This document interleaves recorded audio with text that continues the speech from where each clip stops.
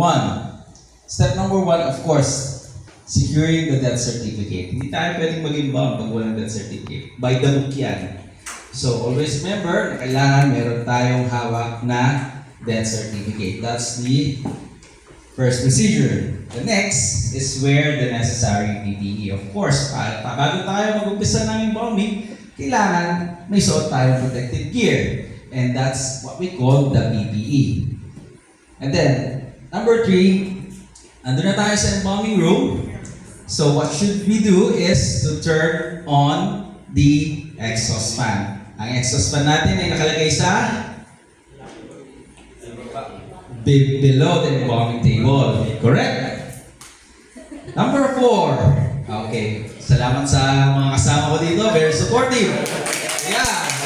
So gawin natin yung masaya itong presentation na to. No? Number 4 is place the remain on the embalming table. So that's the time na ihihiga na po natin si remain sa embalming table. Ayan. Sige. Hello. Saan siya? Ayan, 23. Sige. So ihihiga po natin si remain sa embalming table para for the preparation of the embalming.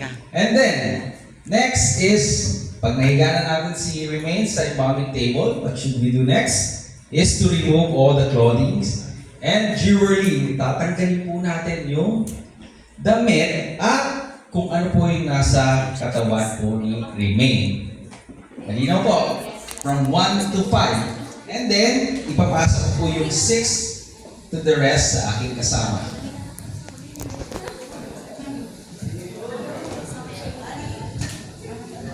Bali yung number 6 po is disinfect the body of the remain. Spray po natin dito yung entire body of the remain. Importante po dito yung mouth, the nose, para po mamatay yung lahat ng microorganisms na nasa remain po.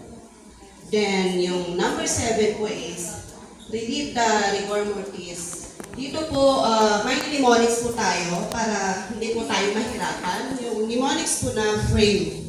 Yung flex, rotate, extend, and yung massage po. Then number 8, wash the body to remove the dirt, possible purges po, and the blood po.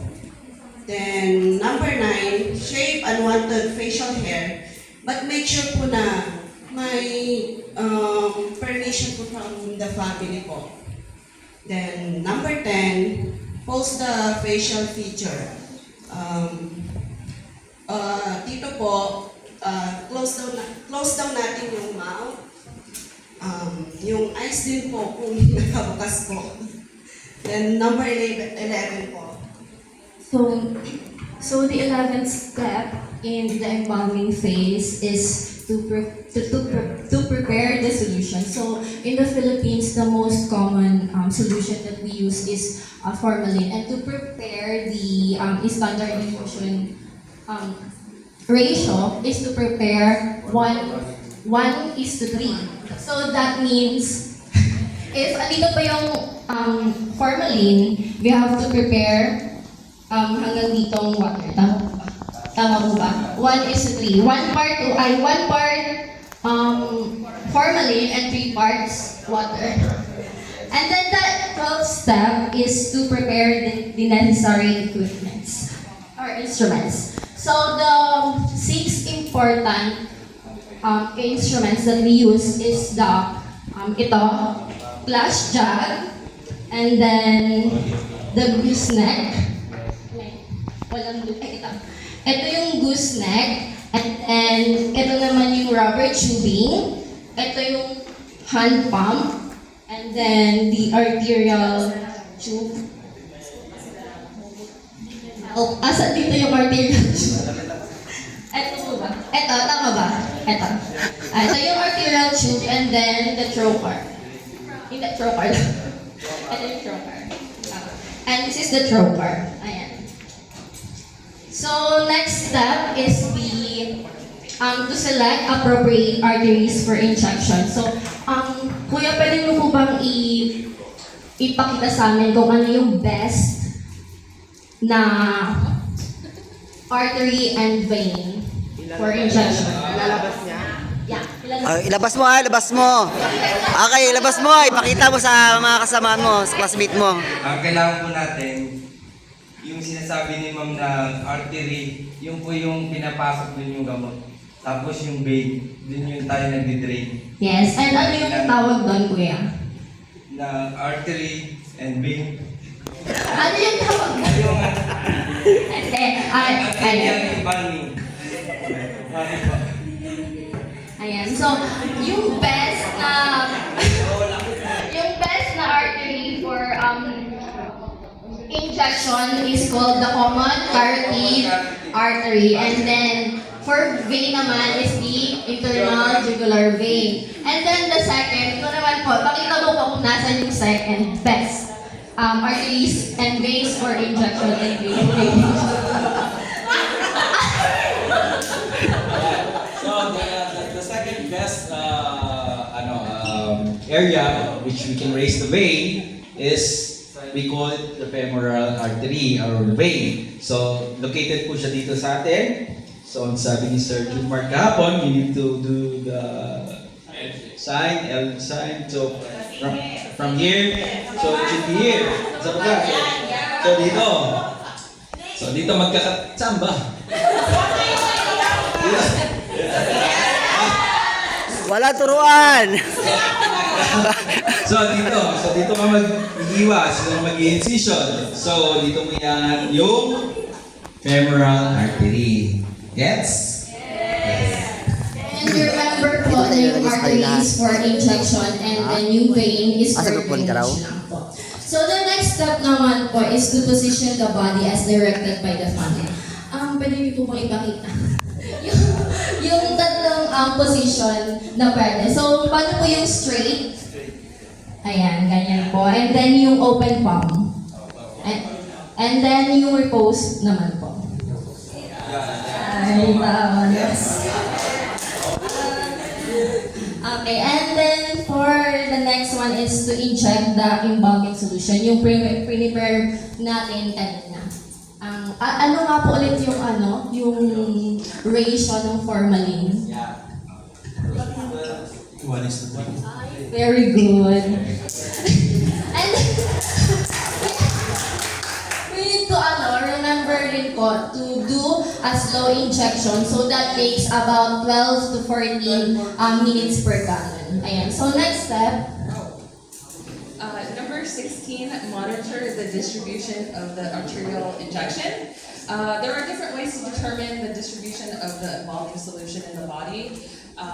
Using cosmetic dyes, looking to see the raised superficial veins, clearing of discolorations, drying of the skin, the needle prick test, and firming of the tissues. First step 17, you want to tie off the arteries used for injections and veins for drainage to avoid leakage of leftover embalming solution in the vessels. And then 18, make hypodermic injections where the arterial solution failed to embalm certain areas. You want to do this so that the whole body is injected, because sometimes the arterial injection fails to reach certain areas. And 19, using the trocar, you want to aspirate the bodily fluids to prevent any purge from happening. Number 20, inject cavity fluid. You want to use about 1 to 1.5 liters.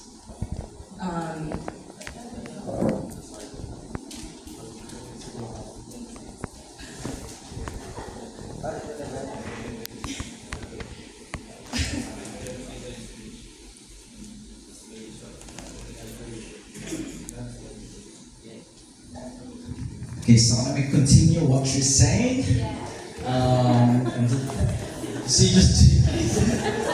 Procedure 20. So inject cavity fluid. So first we begin to assemble the pump, and must set the injection. The solution must be placed on top of the visceral organ.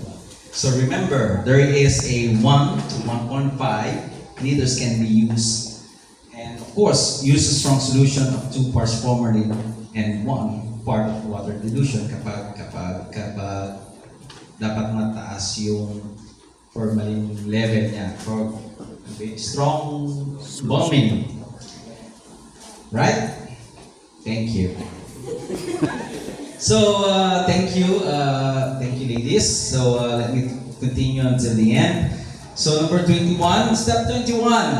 Oh, malapit na po kami. Close incision. So, after all the incision na ginawa natin, ang hiwa-hiwa. So, kailangan of course natin na ibalik sa kung ano yung original na yung walang hiwa. So, kailangan natin tayihin. At ang ginagawa po natin is yung basic baseball stitch and then yung S-shape. Okay, using the curved needle. Okay, and use holder of 2/8 and in suturing. Yan. So, next is number 22. Perform surface embalming. So, dito po sa surface embalming, you can use soaked cotton with the solution of embalming and the embalming gel. 23. This is the time that we will clean the mouth, the nasal passage, spray the insecticide packed with dry cotton. So, let us ensure to spray insecticide in the orifice to prevent insects from laying eggs. So, bago natin ilagay yung cover, so kailangan natin mag-spray dun sa loob ng casket to prevent yung mga possible na pwedeng mag-itlog doon sa loob ng casket. That's nyo yun. Okay, number 24. Bath the body and dry, put on clean clothes. So, may mali ako dun kanina. So, dito na tayo. Bath the body. So, kailangan yung paliguan, linisin yung body. And, i-prepare na yung bodies. I-prepare your clothes to put on the body. So, do the final bathing of the body and use a towel to dry.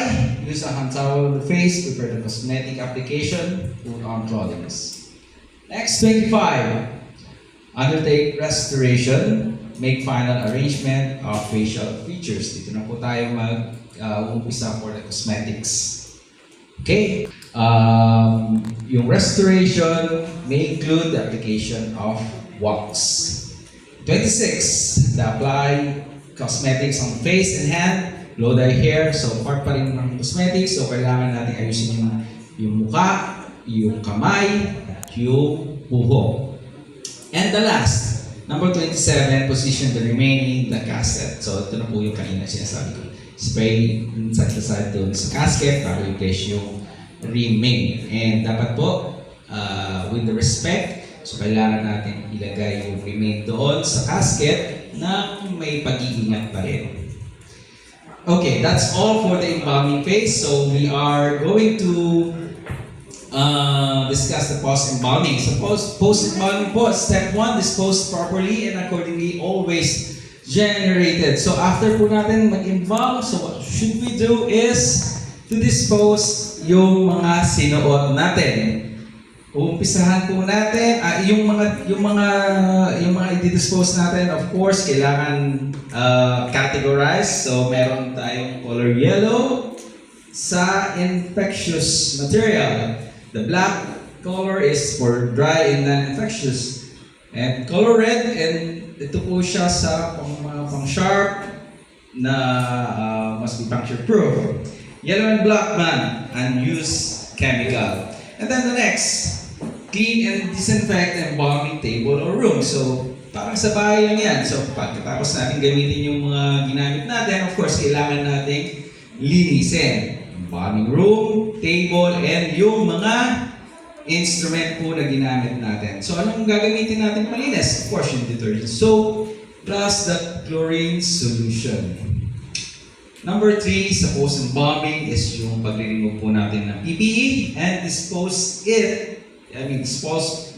all that properly. So, ang mga sinuot po nating mga PPE includes the gloves, gown, eye cover, head cover, mask, and boots. So, saan po natin ito i-dispose? Of course, sa color yellow. Then, fifth is yung sign the death certificate. Ito na yung pinaka-most exciting part. Dito na tayo mag-pipirma. So, dito na yung may bayad yung pirma natin. Ano? So, sign the death certificate. When signing daw, the following should be affixed. Yung pangalan po ng embalmer, yung title and designation. Of course, the license number, date and place of issuance, and the expiration date. And to the last part here, undertakers deliver the casket to viewing place. So, ito na po yung mga trabaho ng undertaker. Okay, outside ng embalmers. So, maraming salamat po sa aking mga kasama. Thank you very much.